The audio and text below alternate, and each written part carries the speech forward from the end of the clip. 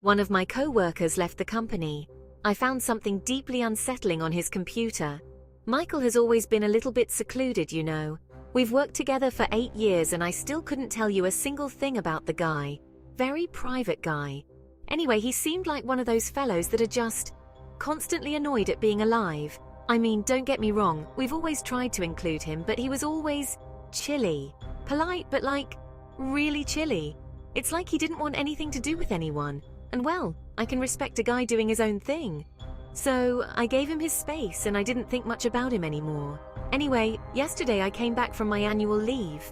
HR calls me over immediately, and they proceed to inform me that Michael quietly stopped showing up last week. They decided to terminate his contract after he didn't respond to their calls. Well, being the tech guy, they need me to retrieve all company data from his computer. No big deal, but a bit weird. We've worked together for so long, he could have at least left a goodbye email or something, no? I wanted to message him and wish him good luck on his future endeavors and whatnot. But I remembered I never got his phone number. Well, the next part is the reason I'm posting on this community.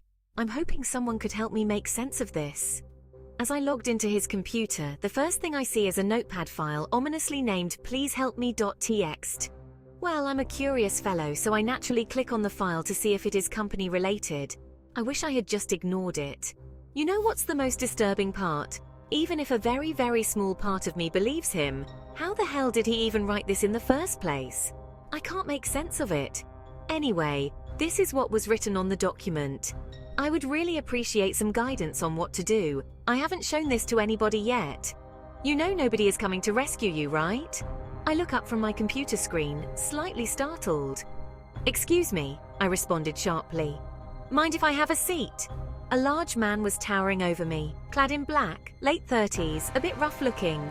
He had coal black eyes, a crooked nose along with a huge scar on his forehead. Asterisk. Does this guy even work here? Should I be calling security? Listen man, I'm on my lunch break. Can you come back in an hour? I responded while looking around for help. Tough luck though, everyone was having lunch outside.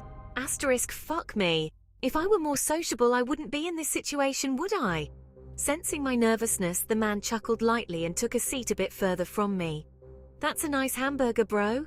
Yeah, thanks. Listen, didn't you have the same hamburger yesterday? Huh? Do you order the same thing every day, bro? That stuff will kill you, you know? I was starting to be overcome with a strange sense of dread.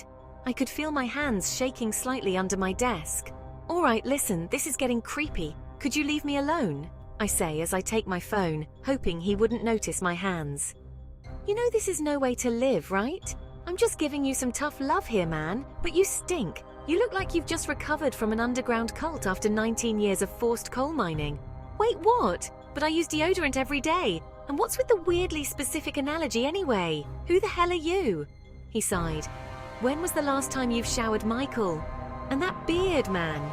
If I didn't know any better, I would have mistaken you for a biologist experimenting on mold growth. Enough! I'm not going to take hygiene lessons from a wannabe gangster. You don't scare me, you hear me? What do you want from me? My voice cracked towards the end of the sentence. Even though I didn't feel threatened, my whole body was shaking as if it sensed something was terribly wrong. The man silently observed me as I grew more and more uneasy. Well, what is this exactly? Somebody paying you to prank me? Do you want my jacket, buddy? You're shaking. I was, uncontrollably. My teeth were chattering and I couldn't feel my legs at all. Asterisk. When did it get so damn cold? What the fuck is happening here? It's okay, Michael. You can be yourself around me, the man says as he scoots his chair closer to mine.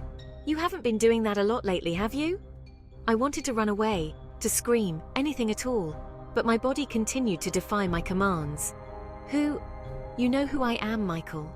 The man responded gently. He leaned forward towards me, and I could see his eyes turn into a deeper shade of purple. You've never truly lived, have you? You've merely existed like a lifeless husk. Michael, do you understand what it's like to feel alive? I didn't understand anything at all. His face progressively became a blur. I couldn't make out his features anymore.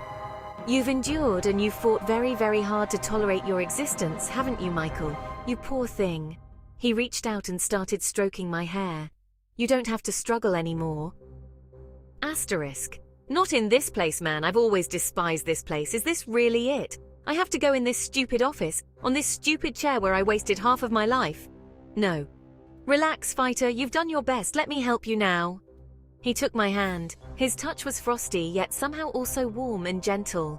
I kept staring into his melancholic eyes. I still felt incredibly cold, but maybe he will take me to a warmer place.